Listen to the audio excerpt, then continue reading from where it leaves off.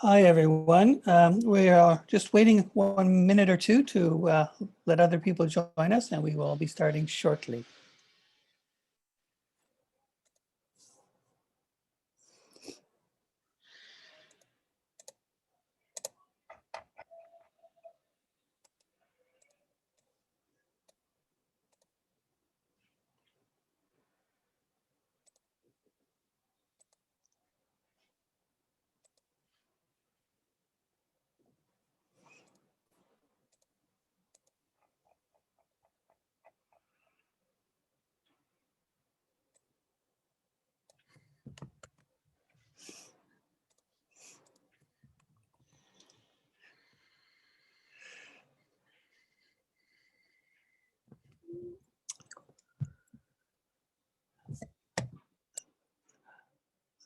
So I think we'll get started now. I'd like to welcome everyone to this keynote address by Ted Howard, entitled "The Making of a Democratic Economy, Prosperity for the Many and Not the Few."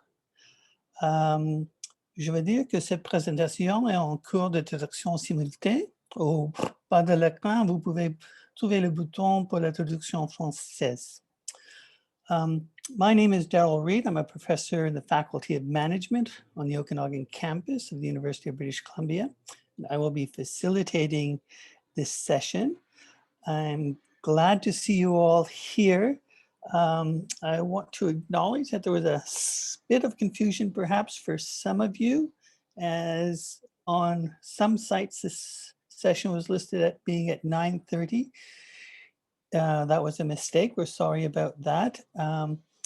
What I can tell you, though, is that this session is being recorded. So if people were not able to make this session, and if you know of anybody who is in that situation, this session will be recorded and it will be available on this platform until the end of June, June 30th. After that, we hope to put it up on our website, the Canadian Association for Studies in Cooperation. And you would just have to go to coopresearch.coop to find that. Before we begin this session, we would like to begin with land acknowledgement. We'd like to acknowledge the Indigenous peoples of all the lands that we are on today. While we meet here on a virtual platform, we should take a moment to recognize the importance of the land on which we are each located. We acknowledge the territory to reaffirm our commitment and responsibility in building positive relationships between nations and developing a deep understanding of Indigenous peoples and their cultures. From coast to coast to coast, we acknowledge the ancestral and unceded territory of all Inuit, First Nations, and Métis peoples. As this conference is being virtually hosted by the University of Alberta, they would respectfully acknowledge that they are located on Treaty 6 territory and the Métis Nation homeland, a traditional gathering place for diverse Indigenous peoples, including the Cree, Blackfoot, Métis, Nakota Sioux, Iroquois, Dene, Ojibwe,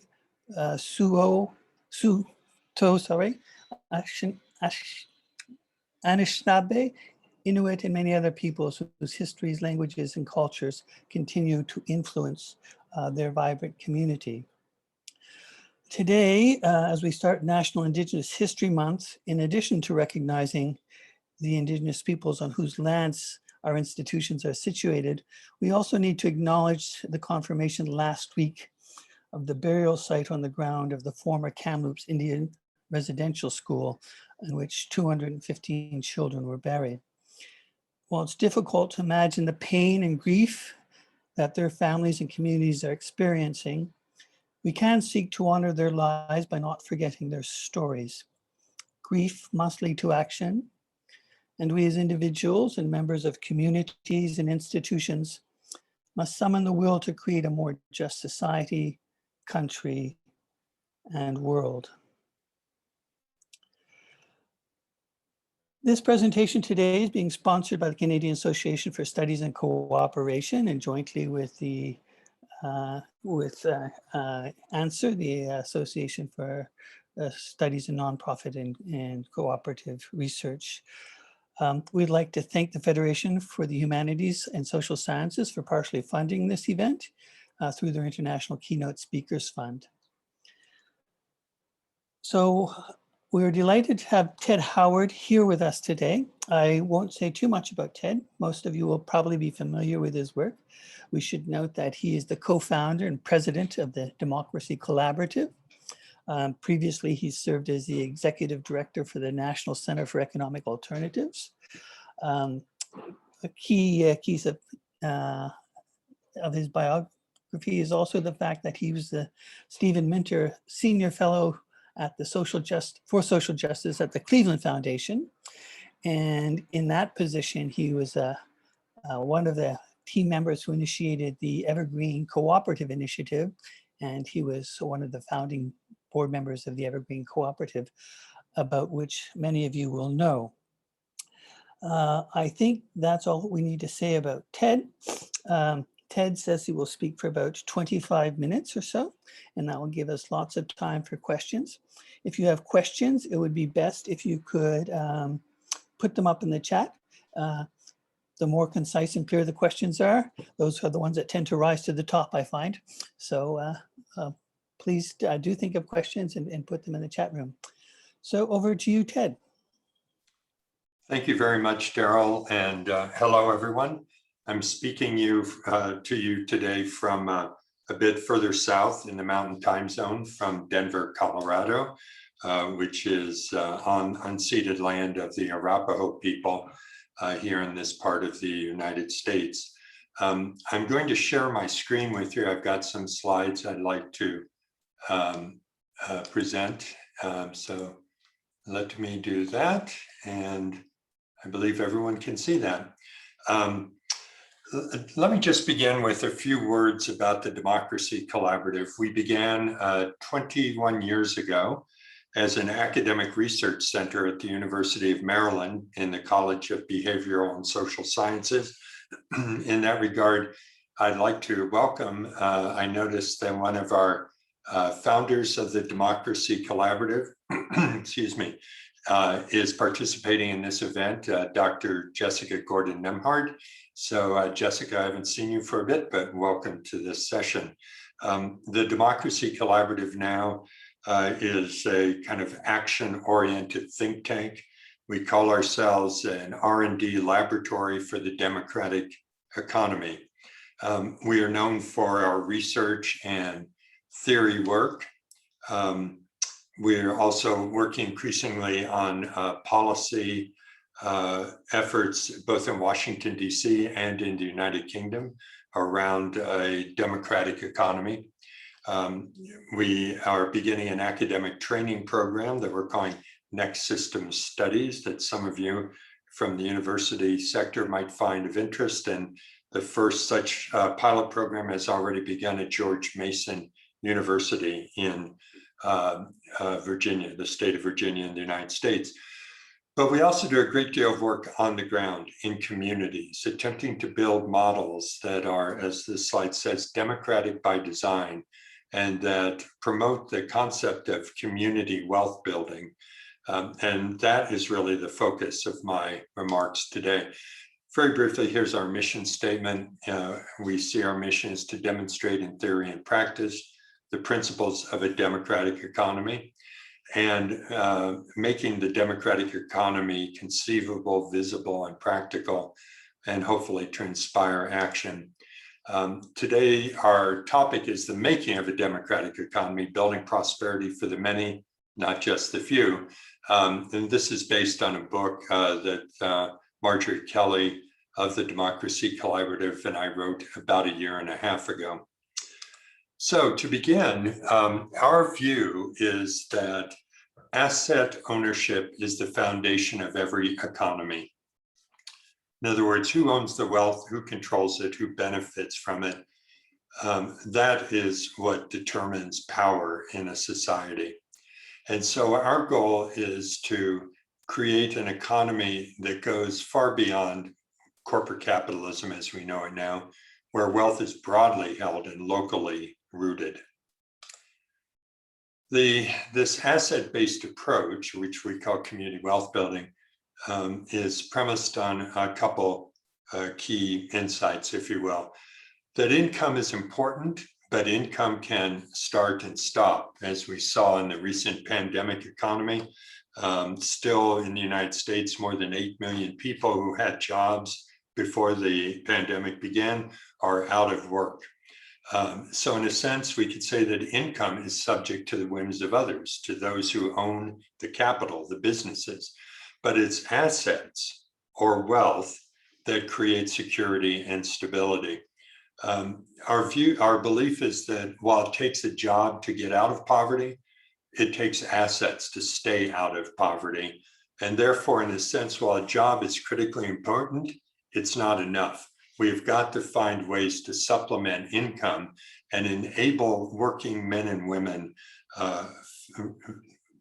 families, working class, middle class, families to build wealth and assets so they have security. So we call this strategy of economic development that we think is superior to that which basically pertains in the United States, much of Canada, certainly in Europe, the United Kingdom, other places. It's a kind of neoliberal trickle-down economic development that isn't concerned about who owns capital, isn't concerned particularly about the quality of jobs and so forth. We call this alternative approach community wealth building. It's a term of art we coined about 15 years ago. And we define it as a system-changing approach to community economic development with the intention to produce broadly shared economic prosperity, and you can read the rest, including, very importantly, racial equity and inclusion.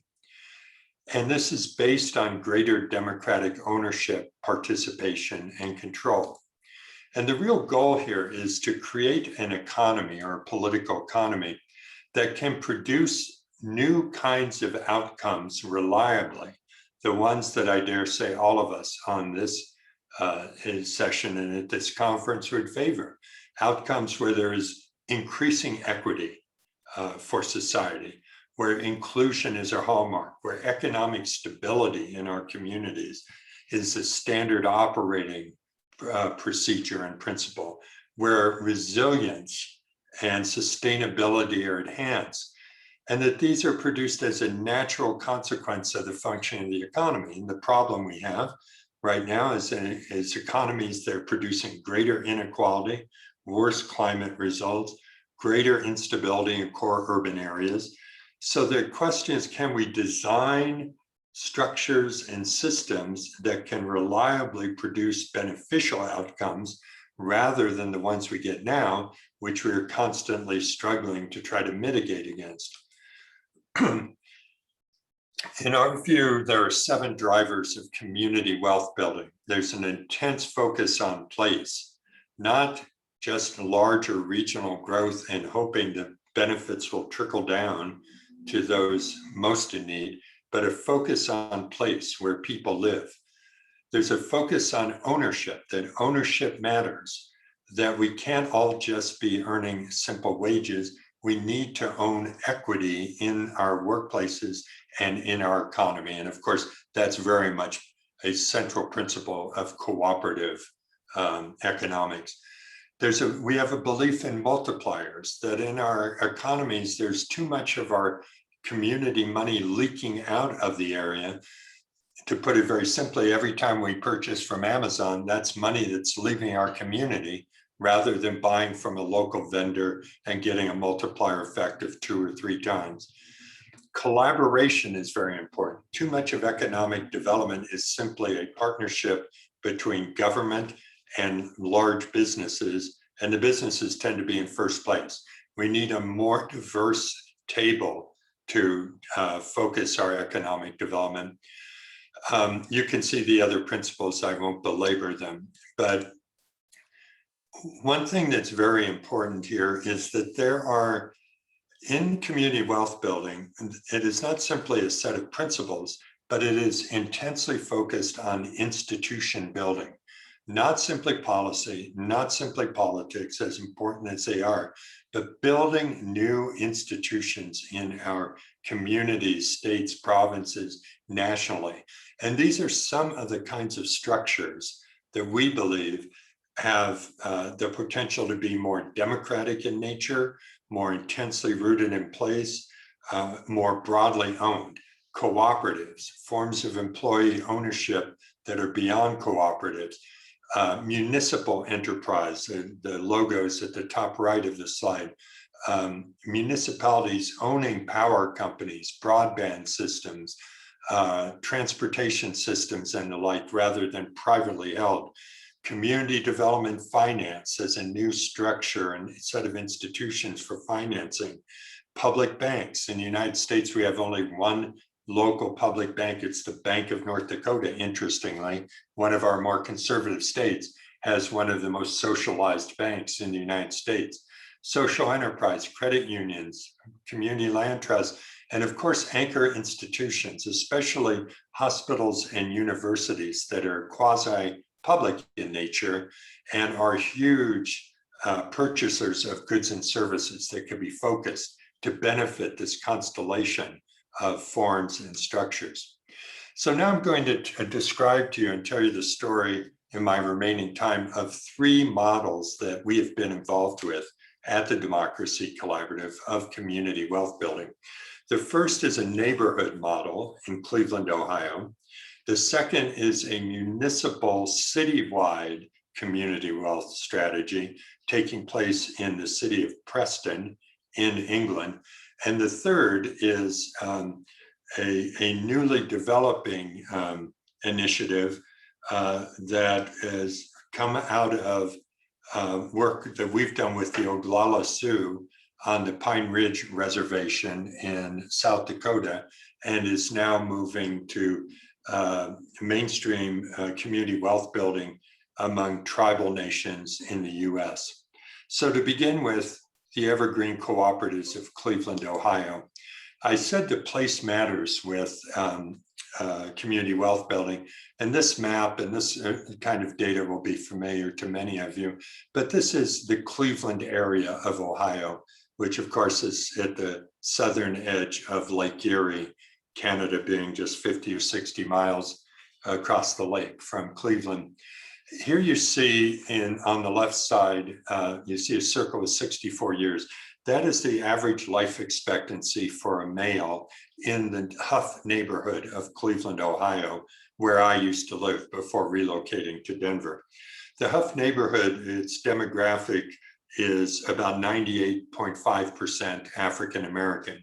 So what we're talking about is, in effect, the age of a Black man, the life expectancy of a Black man in that neighborhood is 64 years. 8 miles due east is a suburb called Lyndhurst that, while diverse, is overwhelmingly white. And there, the average life expectancy for a man is 88 years. So we see within 8 miles a 24-year gap in life expectancy. And this is strongly correlated to poverty and wealth and income. Those are the social determinants of health in particular that are shaping this. So in Cleveland, we said we want to try to change the dynamic in neighborhoods like Huff. This map shows a sense of what those neighborhoods are like. This is a set of 5 neighborhoods, 6 neighborhoods, one of which is the Huff neighborhood. And on this map, every dot of red or blue, the colors, the intense colors, that is a sign of disinvestment. You have houses that are in foreclosure, houses that may be abandoned or collapsing, homes where the water has been turned off for the electricity because people are in arrears on paying their electrical or water bills, houses foreclosed, and so forth. You can see that it's a very difficult situation. The median household income in these neighborhoods is $18,500. The federal poverty line in the US is about $22,500. So these are neighborhoods that are really hurting. And yet, interestingly, right in the middle of these neighborhoods are these kinds of institutions, world-class medical and educational institutions that are a legacy of Cleveland's previous economic and manufacturing strength. In the 1950s and 60s, Cleveland was typically cited as one of the 5 wealthiest cities in America. Today, it's typically listed as one of the 3 poorest, along with Detroit and New Orleans, and they jockey back and forth for which one's poorest. But what you have are these large institutions that were founded decades ago and are anchored in the city. And as you can see, as we started to build the strategy that led to Evergreen, we did an assessment of the annual purchasing and supply chain of these institutions, and it's north of $3 billion US. And yet these institutions are surrounded by 50 or 60,000 residents where the median household income is more than $4,000 below the poverty line. So clearly, if you remember, one of the principles of community wealth building is achieving multipliers. Clearly, we were not getting multipliers. The money was leaving the community. So we asked ourselves, how do we fix that? We put together this table of governance, the city government, local philanthropy, community development corporations, anchor institutions. Remember, one of the principles of community wealth building is a kind of partnership rather than simply government or business determining economic development. We brought all these institutions to the table. As a result, one of the things we created was a startup business network of worker cooperative businesses linked to the supply chain of these institutions. We have had to date 3 of these, what we call evergreen cooperatives, that are based in the neighborhoods where people live. Virtually everyone who's been hired was unemployed when they were hired and trained. About, as you can see, formerly 40% of these men and women were incarcerated, so they're returning citizens who needed jobs. The companies pay a living wage.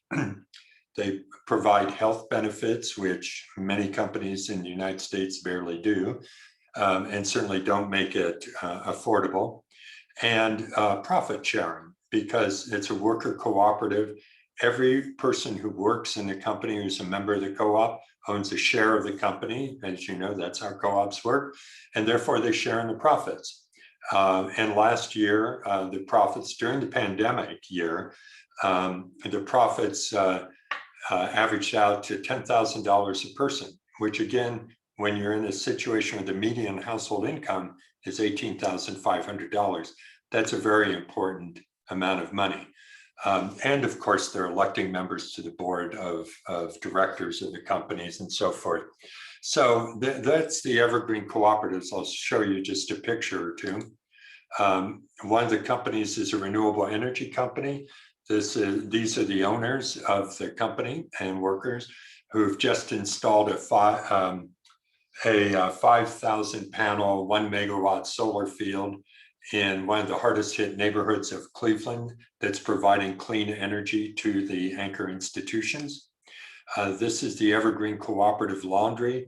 We now have about 200 people working in 2 of these laundries.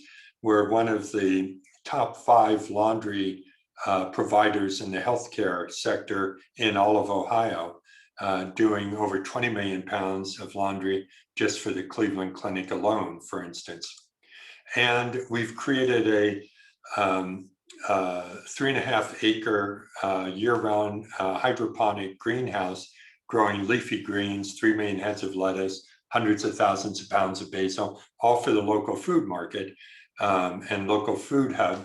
It uses no pesticides, so it's green, and is providing good quality jobs for the owners of the company.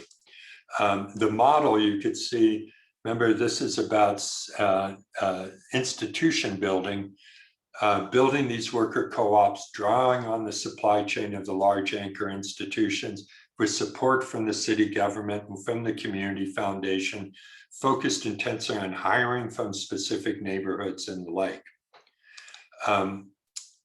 Most recently, Evergreen has started what they call the Fund for Employee Ownership. We've helped put together a fund of $11 million. And what Evergreen is doing is going out to local, smaller businesses with 30, 50 employees, something on that order, that where the owner may want to exit the business, but doesn't have a succession plan. And there's a real danger those jobs could be lost to the community. And so Evergreen has gone out and purchased 3 companies so far. One is a chain of 5 local coffee shops. One is an insulation company, and one's actually a manufacturing high-tech company, and has converted all 3 of these companies to worker cooperatives, raised the wages immediately of the people that work in them, given them profit-sharing opportunities, and merged them into the Evergreen Cooperative Business Network. And the goal is to continue to do this kind of purchase and conversion from traditional ownership to cooperative ownership. So that's a neighborhood strategy of community wealth building taking place in Cleveland, Ohio. I'd like to turn now to Preston, England. Preston is an older industrial city in the north of England. It's a part of the country that used to be the bulwark for the Labour Party, but in the last election, Labour suffered grievous losses to the Tories, and it's what put Boris Johnson in power as Prime Minister.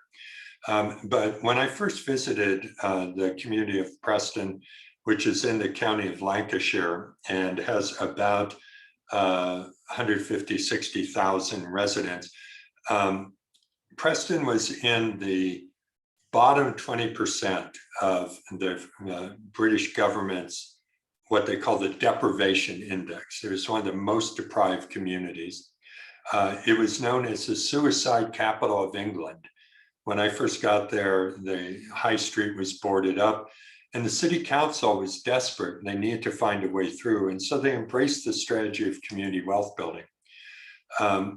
What has happened is Preston has started a community wealth building movement now throughout the United Kingdom. Huge press has resulted, and I'll tell you why. The government of Scotland has now just appointed a minister for community wealth.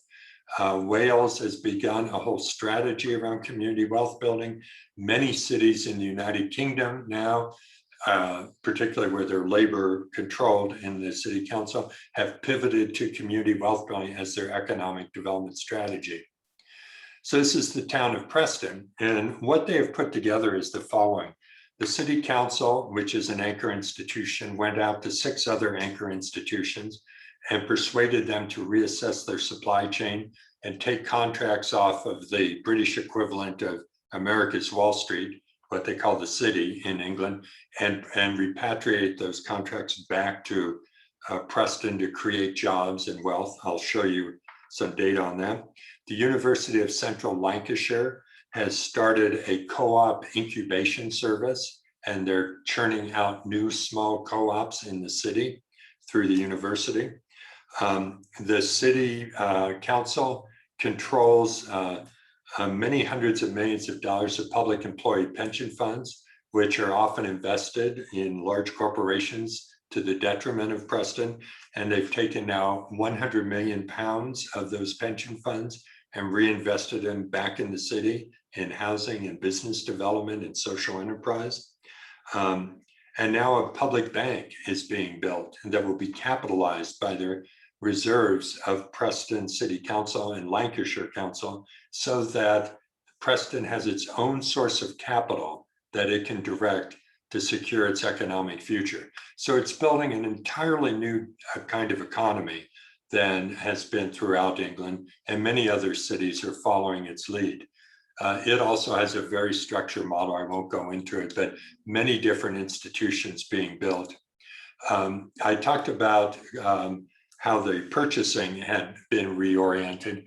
When the Preston Model began 2012-13, they did an assessment and found that only 5% of the purchasing that was being done within Preston City Council itself, and within the whole county, 31% of all the purchasing the money was leaking out of the county. It wasn't producing any jobs or multiplier effect.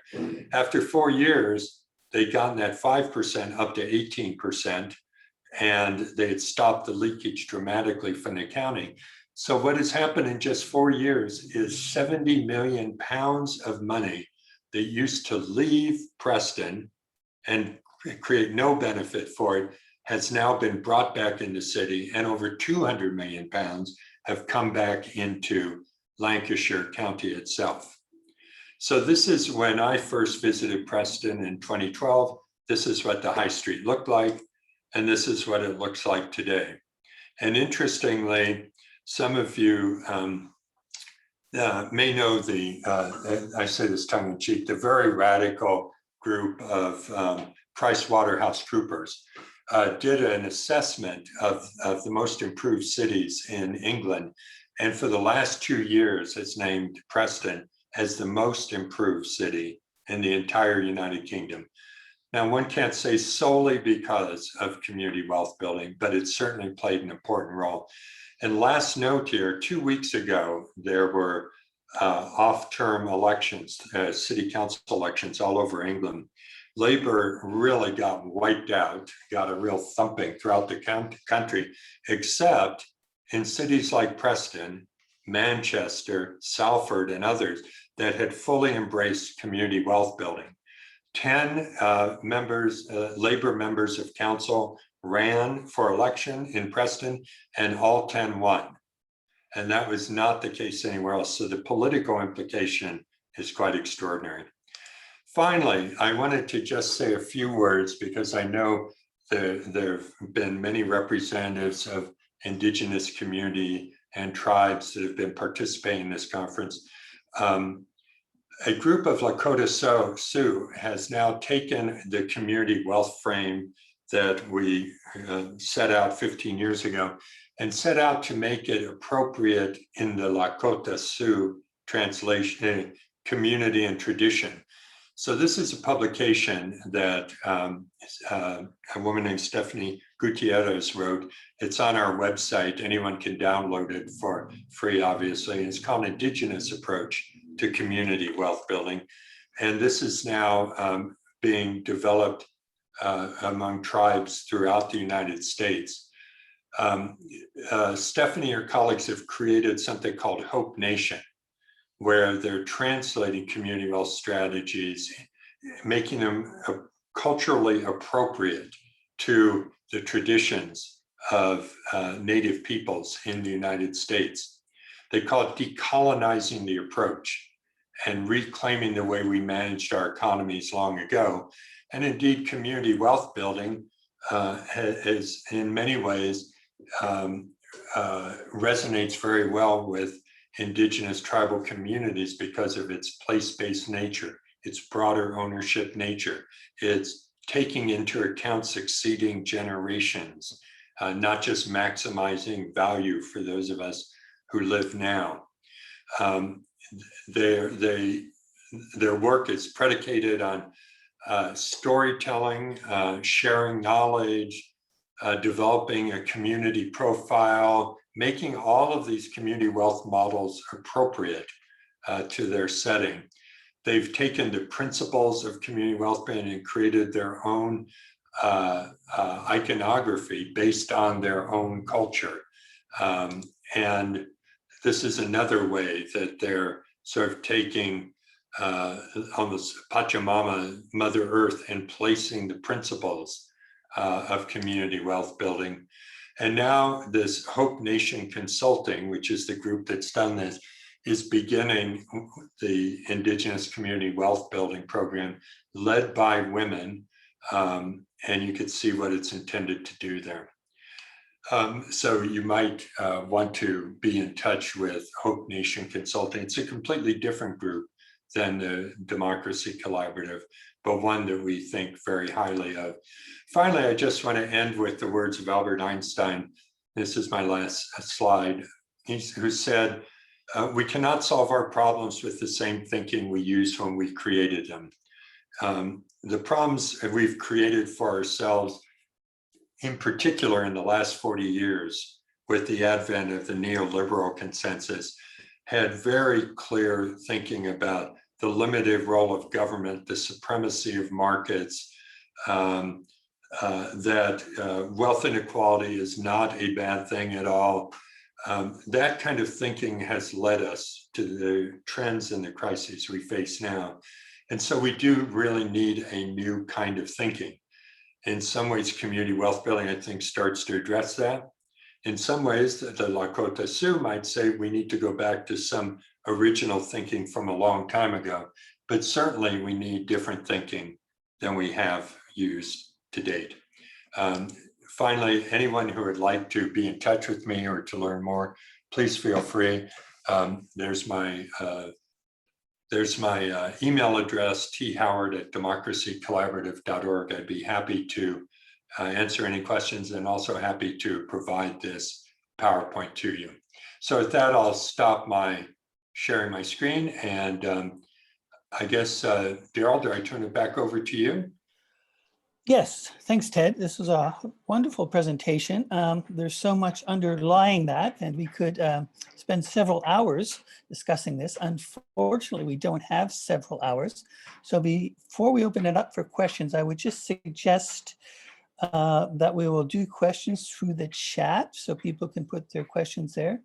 But also, if any of you are interested in learning more about CASC, we also have a network lounge, which you can go out to after this session and talk with each other and discuss some of the things that will continue. And you might also consider putting your contact details in the chat if you want to get our newsletter or find out more about our organization. We'd love to see questions in the chat. Maybe while we wait for the first one, Ted, I could ask you to say a little bit more about the possibilities of working with anchor institutions and how that you're developing that. I understand that now you have an anchor learning network, for example. And I know there's 2 Canadian institutions that have been participating in that. Those were York University and Simon Fraser. So we want to give them a bit of a shout out there. In Canada, we have all sorts of other institutions. We have community economic development networks and other types of organizations that are out there. So maybe you could say a little bit about, how you network and how we can network with those people who are already somewhat organized, have institutions that they can leverage. And so maybe just a few reflections on that while we wait for questions on the chat. Surely. We've been working, well, as I said at the outset, the Democracy Collaborative was actually born in an anchor institution, the University of Maryland at College Park, right out of Washington, D.C. And it became very obvious to us early on that anchor institutions, particularly hospitals and universities, but also, of course, city governments are anchor institutions, cultural centers. There's a broad sway, but people tend to think of what they call eds and meds, universities and colleges and hospitals. And they're interesting part of the mix of community wealth building for a couple of reasons. One is they are anchored in communities. Universities tend not to get up and leave, for instance, because they have so much sunk capital cost. And so while often historically, there's been tension between the university campus and the community. And the university's often been land grabbing and turning community into parking lot and so forth. Nonetheless, we felt there's a shared self-interest between community and the institutions because they're both rooted in place and aren't going to get up and leave. Also, as certainly the public institutions and the nonprofit institutions have some kind of social mission that can be appealed to.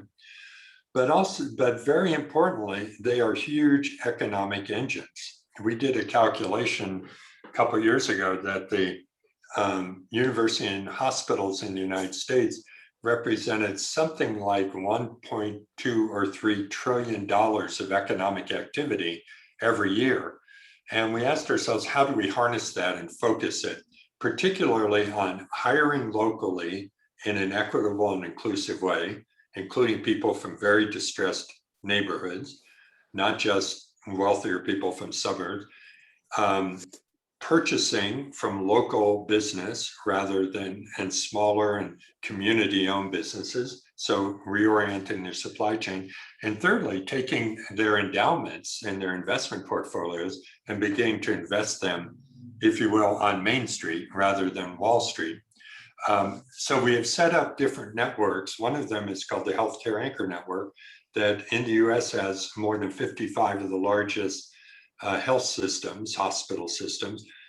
We've worked with them, for instance, to move a 1% of their investment portfolios out of equities in the market and into their communities. And that resulted in $700 million US being invested in community development efforts, hiring programs and the like. So anyone who's interested in that whole perspective, if you search for Healthcare Anchor Network, you'll see a whole website around that. And universities, similarly, we work with something called the Coalition of Urban and Metropolitan Universities. Again, almost all of them United States universities, but to focus on these, particularly these economic issues. The institutions aren't perfect, but you can get a lot of support from them. And God knows, to do the kind of community wealth building work we need sources of money. And one of them happens to be locked right there in our communities in these large institutions. Thanks, Ted. I think we have a few people here in the audience who might actually work at universities, and maybe they need to start talking to some people in their institutions, perhaps. We've got a couple of questions, though, before we do that. One is sort of a general question from Dan Burnett, who works for Cooperatives and Mutuals Canada. And he's asking about some of the hard lessons learned. And that relates to another question from Fiona Dogood, a longtime CASC board member and researcher. And she's wondering about setting up new cooperatives and what are some of the issues that you have, especially with starting new worker cooperatives, because you're often dealing with vulnerable populations with sort of lots of resources. We'll be talking about some of that in our later sessions throughout the conference, but maybe you could say a little bit about those challenges and you know, what goes into getting those people to coalesce together as a cooperative. Yeah, that's a very good question. I will answer it. Let me say also, there is a very good Evergreen Cooperatives in Cleveland, which was a startup effort initially, is just turned 10 years old. It's hard to believe. It's a decade old. But the American Community Development magazine called Shelter Force, about a month ago, did a very good 10-year retrospective of Evergreen and the challenges it faced and mistakes made and successes and triumphs. So if you would Google for Shelter Force, Evergreen Cooperatives, you'll find that long assessment, which was very, very well done, warts and all. Cleveland did not have a history of cooperative development, unlike some communities. When I first moved to Cleveland to help start the Evergreen Cooperatives, there was literally one worker co-op in the city, and it was a failing food co-op at one of the universities. which we actually tried to rescue but couldn't. It was so badly managed. So we had to really build a vision around cooperative enterprise in Cleveland. And one of the ways we did it is we sponsored study visits by different kinds of city leaders, from government, anchor institutions, the faith community, and so forth. 5 or 6 visits to Mondragon in Spain, in the Basque Country, so that they could see cooperatives at scale and as an important part of an economy to open their eyes. In the community, with residents, we held a number of sort of listening sessions and talking sessions where we would go out and explain the idea of the cooperative and what we were going to build, and that we thought this was a superior way to create jobs. When we began hiring people, what we found very fast, and you will know that, those of you in the cooperative sector, is that the creation of the right culture in the business was absolutely essential. We found people who wanted to work really hard. This was a second chance for them. A lot of people, you know, when we first started putting these together and raising the capital, said, you're telling me you're going to build worker co-ops, which don't exist in Cleveland, and then you're going to hire people who are unemployed, and you're going to give a big preference to those who were formerly incarcerated, and you're going to try to make these the greenest in their sector, these companies. And you want me to invest in that? You've got to be crazy. So we had to prove the concept. And the people who we recruited wanted to work. There are always some people that don't pan out, of course, but overwhelmingly people did. But we had to build a culture so that people understood, yes, they're owners of the company, but not everybody's a CEO. You have, you know, the line responsibilities, but then you also have ownership responsibilities. Voting new members into the co-op and so forth. And so we hired some very good co-op educators who came in and built a particular co-op education program that would appeal to people who aren't, like so many co-op people, kind of college educated and, you know, at least middle class, people that had serious barriers to employment, including educational attainment. So we needed to make the co-op education relevant. But, you know, we made mistakes along the way, and part of it was finding the right management for these companies. But, you know, as the Shelter Force article said, you know, 10 years later, we're still standing. But there are many, many lessons, and God knows we made a tremendous number of mistakes. Final thing I'd say is one of the lessons was, as those of you in the co-op sector know, business startups are just hard, whether they're co-ops or traditional business startups. In the US, you know, the figures are something like 60% of all new businesses, small and medium businesses, fail in the first couple of years. So one of our lessons is, you know, we're probably getting out of the startup business, and that's why we're beginning the acquiring and conversion business to build the cooperative network. Maybe there, Daryl will stop and you could provoke more questions. Okay, well, those questions have already been provoked. So one is from Judith, who wants to know what the difference is between the UK and North America in terms of taking on this community asset-based approach. I suspect she's talking specifically about the city, perhaps, in its role. And so that's one question. And Aaron Hancock is wondering about capital needs and how realistic is it to do this if you don't have those types of needs. And one of the questions we might have in Canada is we have a relatively strong credit union sector. And I'm not sure if there's those types of sectors can be sort of recruited into some of this, perhaps. Yep. So let me talk, I'll just answer them in order and start with the difference between UK and North America.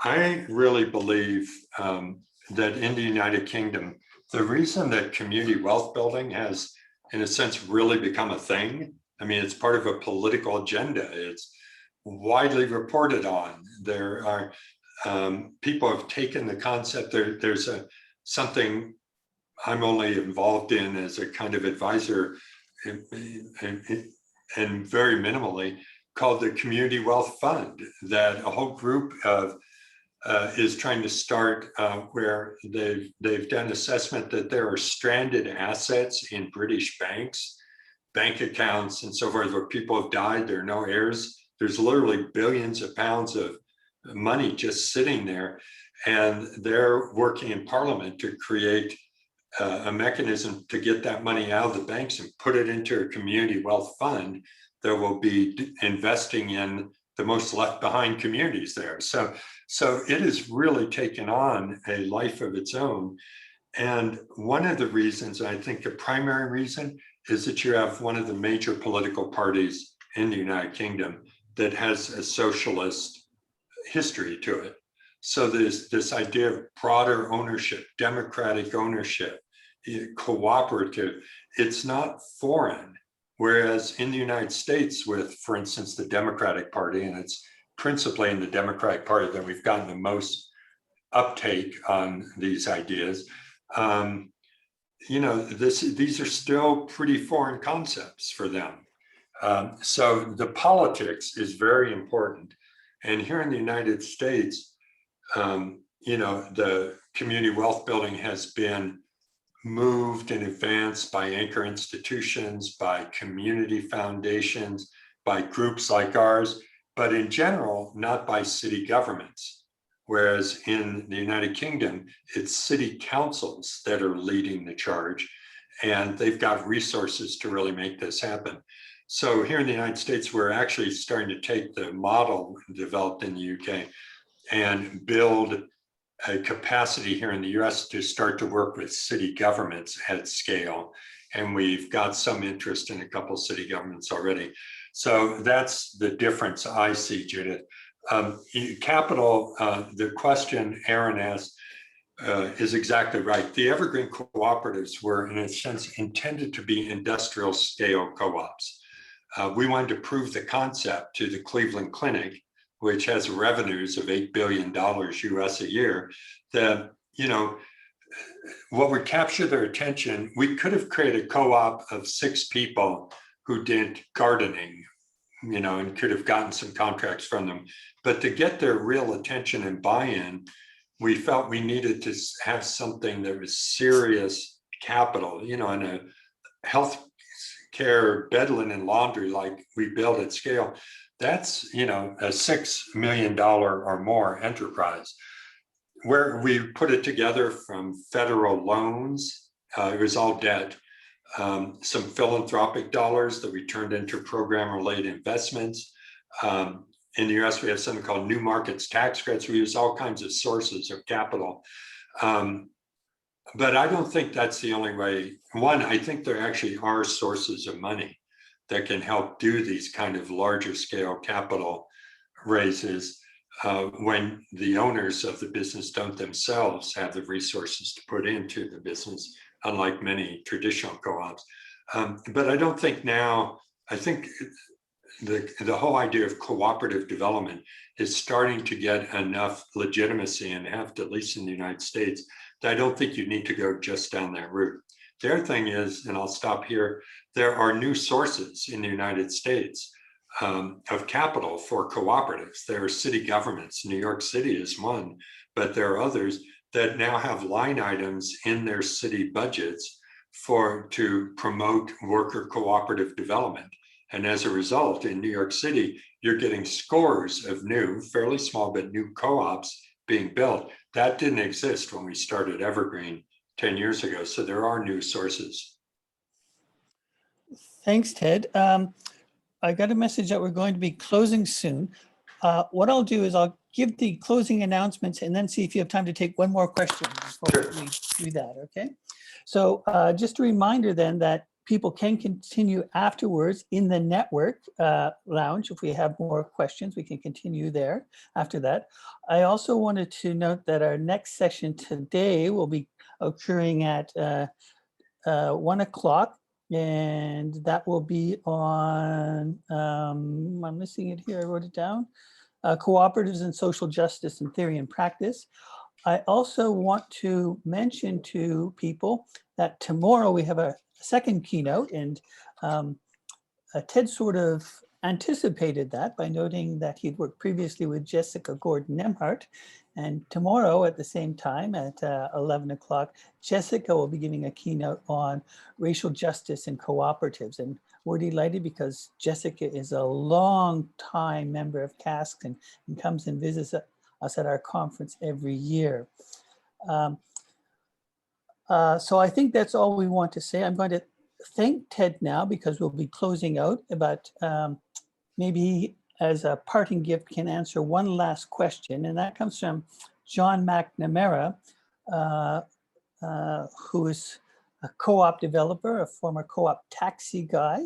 And he has a broad question about how we institutionalize these movements within the institutions themselves. I think many of us have had this experience in our institutions. You get sort of a mover out there who starts things up, and then we have the succession problem. And we don't really, whether that's with academic programs or different types of things. So are there any insights you might have into that? Yes, so I'll get to that just a second. Just to say, I put the Shelter Force article about Evergreen in the chat box, so that I mention anyone wants it, just copy that.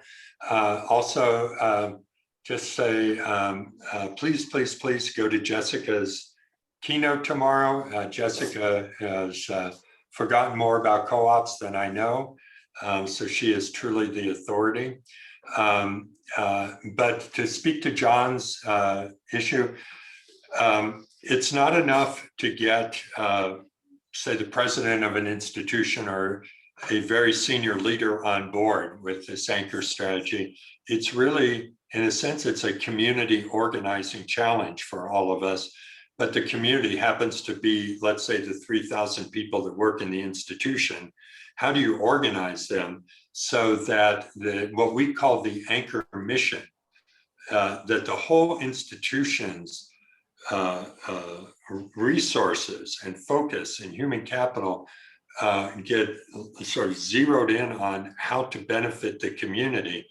So in order to have that anchor mission live, we've got to, not just have the CEO, but 4 or 5 layers down in the institution, people working in HR, in procurement, in investment, in treasury, need to be brought on board. So there's a big education process. Then there needs to be structure. So in Cleveland, we actually set up something that was a table at which all the anchor institutions had a seat in order to move Evergreen forward. And as someone on the Cleveland clinics or the universities, their representative would retire or move to another institution, the institution had already bought in the idea that they were going to replace them in that and embed them. So, and then of course, participating in groupings like the Coalition of Urban and Metropolitan Universities, like the Healthcare Anchor Network, where you have peer institutions working together and therefore peer pressure. But John, if you wanted to write me, thehoward@democracycollaborative.org, I could send you some of the organizing strategies we've done to try to embed this sense in anchor institutions, just like sustainability has become increasingly embedded in the institution. This commitment to localism in the community also needs to be embedded in a way that it isn't yet in general. Thanks, Ted. I want to thank everybody for participating in this. This has been a wonderful session. And just one last note that Ted is going to be a book. We have a session tomorrow on living books, and at 2:30, Ted has agreed to be a living book. So if you want to talk to him with more questions and things, tomorrow at 2:30 will be your opportunity. We have a bunch of other living books too you might want to look at on our schedule. So thanks everyone. This has been a great session, and we look forward to further discussions throughout the rest of the conference. Thanks. Thank you so much. Pleasure. Bye-bye.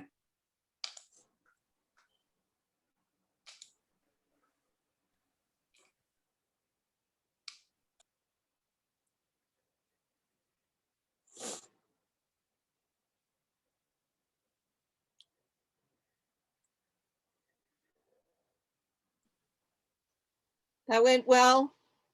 I think it went really Daryl. well. Hopefully Yeah. they won't record this part, Judith, but we'll catch up later, and I think this will be good, and we'll talk. Yeah. Okay. Bye-bye.